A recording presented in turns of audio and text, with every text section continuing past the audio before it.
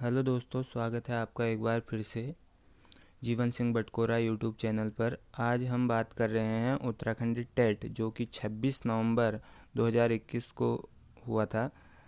तो उसके आंसर की बारे में, और यहाँ पर स्पेशली हम मैथ्स वाला पोर्शन जो है उसको डिस्कस करेंगे। ये जो आंसर की है वह हमारे द्वारा बताई जा रही है। आपको अगर किसी भी आंसर में डाउट हो तो आप हमें कमेंट करके पूछ सकते हैं या बता सकते हैं। ठीक है। तो इससे पहले वाले यूटेड जो सेकंड वाला वीडियो है वो हमने अपलोड कर दिया था पहले ही। उसके आंसर की अगर आपको मैच करनी हो तो आप डिस्क्रिप्शन में पहला लिंक दिया होगा, या आप चैनल की वीडियोस में भी जाकर देखेंगे तो इससे पहला वाला जो वीडियो अपलोड हुआ है उसको आप देख सकते हैं और अपने आंसर मैच कर सकते हैं। तो बढ़ते हैं, आज के इस वीडियो को स्टार्ट करते हैं। तो चलिए क्वेश्चन नंबर 1 पे आता हूँ। मैं यहाँ पे डिटेल में बताने की कोशिश करूँगा जो हो पाएगा जहाँ तक।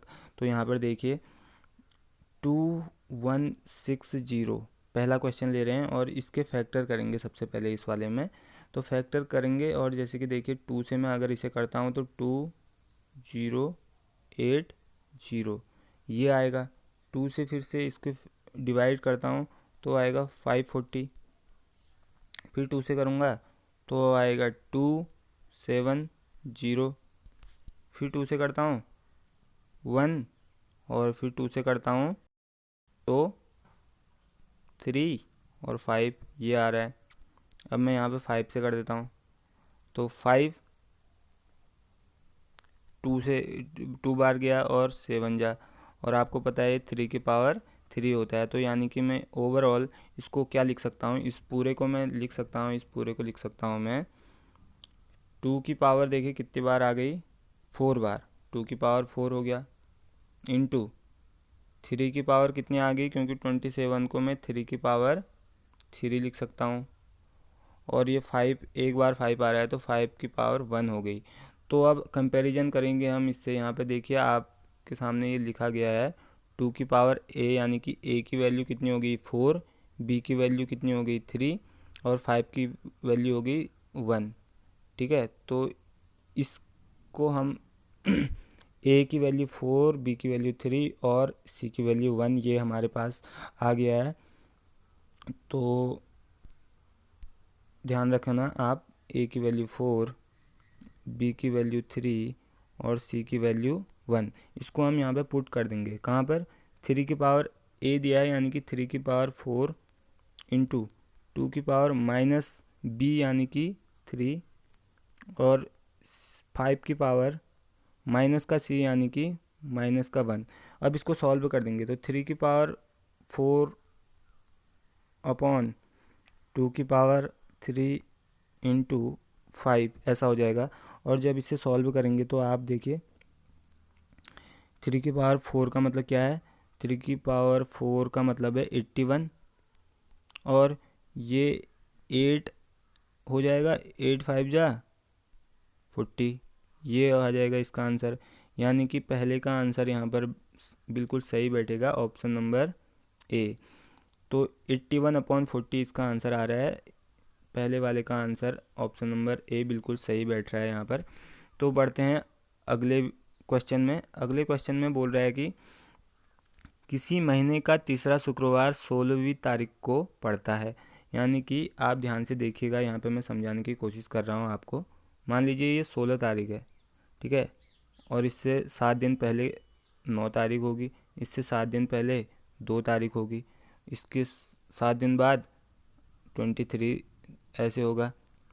तो ऐसे ही करके ये शुक्रवार का दिया गया है। ठीक है। तो ध्यान से देखिए, मैं आपको प्यार से समझाने की कोशिश कर रहा हूँ। तो यहाँ पे 16 तारीख को क्या है, शुक्रवार है। ठीक है, 16 तारीख को शुक्रवार है, तो 9 को भी शुक्रवार होगा, 2 को भी शुक्रवार होगा। तो इससे पहले कोई भी मंगलवार नहीं आएगा। मंगलवार की बात क्यों कर रहे हैं, क्योंकि यहाँ पे उसने पूछा है कि चौथा मंगलवार किस तारीख को होगा।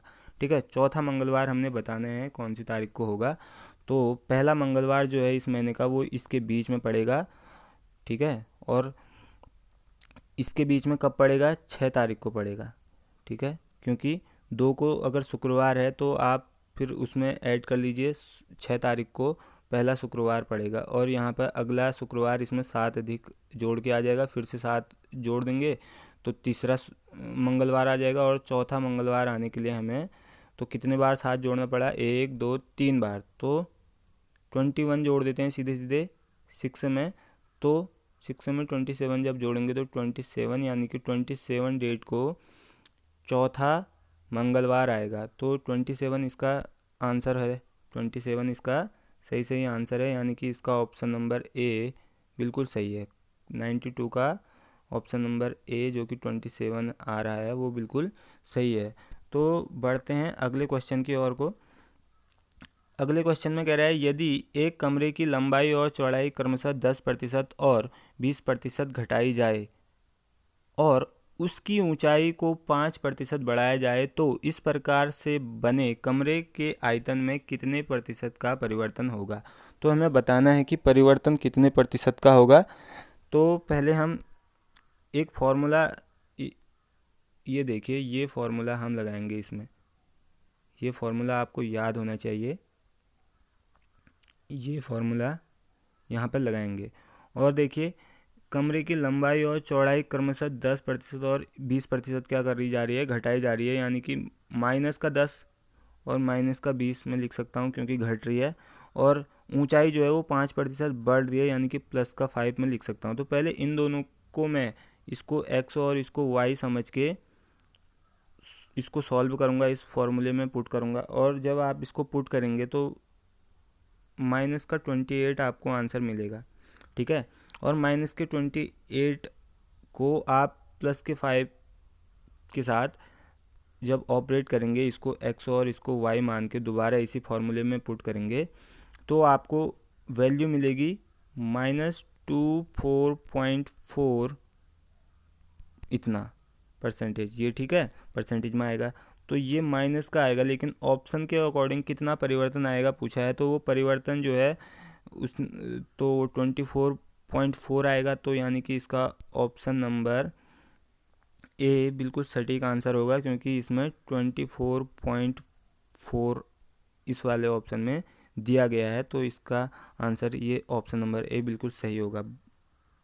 चलते हैं अगले क्वेश्चन की ओर को, 94th क्वेश्चन की ओर को। 94 में बोल रहा है कि 51324116p, ये एक नंबर दिया गया है, ये 3 से डिविजिबल है, और 3 से अगर डिविजिबल है यानी कि 3 से इसमें पूरा डिवाइड जा रहा होगा, तो यहाँ पर p की जगह कौन सा अंक आएगा ये हमें बताना है, कौन सी डिजिट आएगी। तो आपको पता है 3 का रूल होता है कि यहाँ पे जितने भी डिजिट हैं इन सब का सम 3 से भी डिवाइड हो जाएगा अगर, तो ये पूरा का पूरा नंबर भी 3 से डिविजिबल होगा।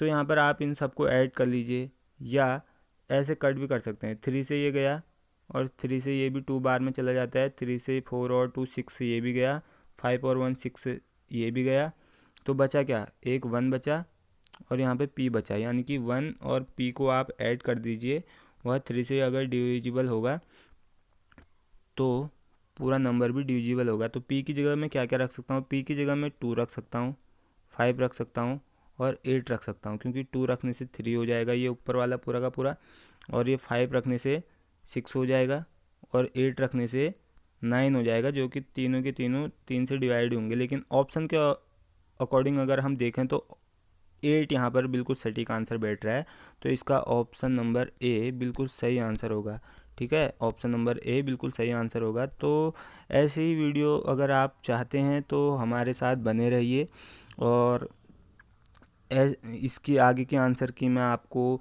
अगली वीडियो में देने की कोशिश करूँगा।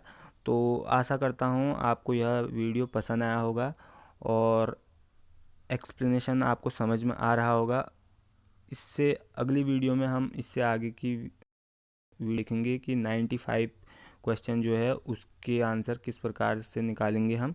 तो अभी आप इसको देखिए और समझिए। तो मिलते हैं अगली वीडियो में, और अगर आपको यूटेट पेपर 2 की आंसर की अगर देखनी हो तो उसका डिस्क्रिप्शन में सबसे पहले लिंक दिया गया होगा, आप उस पर क्लिक करके उसे भी देख सकते हैं।